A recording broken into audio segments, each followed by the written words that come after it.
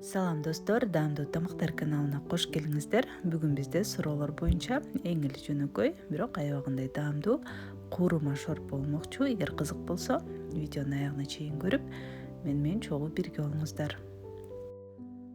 Бизге керектүү азыктар бир аз эт, пияз, сабиз, таттуу калемпир, картошка, эгер болсо помидор кошуп койсок болот, сарымсак, көк чөптөр жана татымалдар.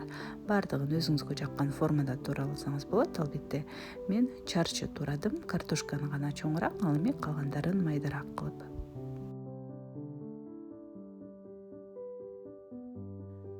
Эми казанга бир аз өсүмдүк майын куюп, май ысыганда этти салып, алгач этти кууруп алабыз. Баардык суусу бууланып чыгып, этибиз куурулуп баштаганча.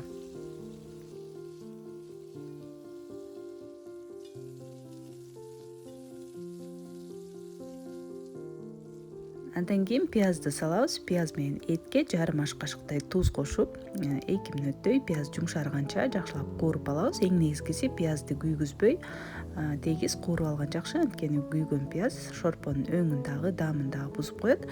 Андан кийин гана сабизди, калемпирди салып, 1-2 мүнөттөй дагы кууруй беребиз. Ар бир жашылчаны өзүнчө кууруп алганда шорпобуз өзгөчө даамдуу болот. Андыктан картошканы салгандан кийин дагы бир 10 мүнөттөй улам аралаштырып кууруп алсак абдан жакшы болот.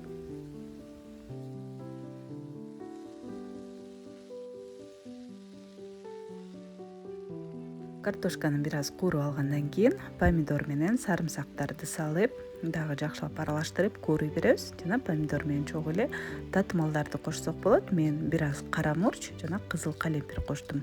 Жана өзүңүзгө жаккан башка татымалдарды дагы кошсоңуздар болот. Жакшылап аралаштырып, дагы бир 2 мүнөттөй кууруп, аягында томатты салабыз. Томатты мен ар дайым казандын түбүн бир аз бошотуп, ачып, ошол жакка салам. 2 аш кашыктай салып, бир аз убакыт томат казандын түбүндө куурулушу керек. Андан кийин гана баардыгын чогуу аралаштырып, дагы 1-2 мүнөттөй кууруп алабыз.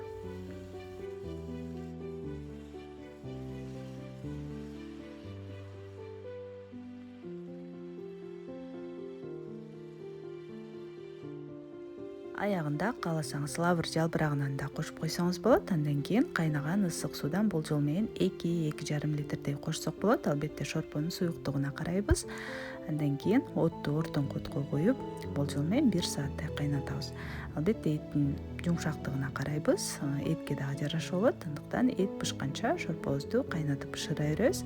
Тузун дагы сөзсүз түрдө текшерип, аягында тузун тууралап, шорпо бышкандан кийин гана көк чөптөрдү салып, жакшылап аралаштырып, капкагын жаап сөзсүз түрдө шорпого 10-15 мүнөттөй тыныктырып, убакыт берсеңиз жакшы. Андан кийин гана бере берсек болот. Достор, мына ушундай аябагандай даамдуу жөнөкөй шорпонун рецепти менимче менин кичинекей жаш сиңдилериме пайдасы тиет деп ойлойм. Андыктан сөзсүз түрдө лайк басып, комментарий калтырып, каналыма катталып, ошондой эле достор менен бөлүшкөндү унутпаңыздар. Көргөнүңүздөр үчүн чоң рахмат. Кийинки видеолордон көрүшкөнчө саламатта калыңыздар.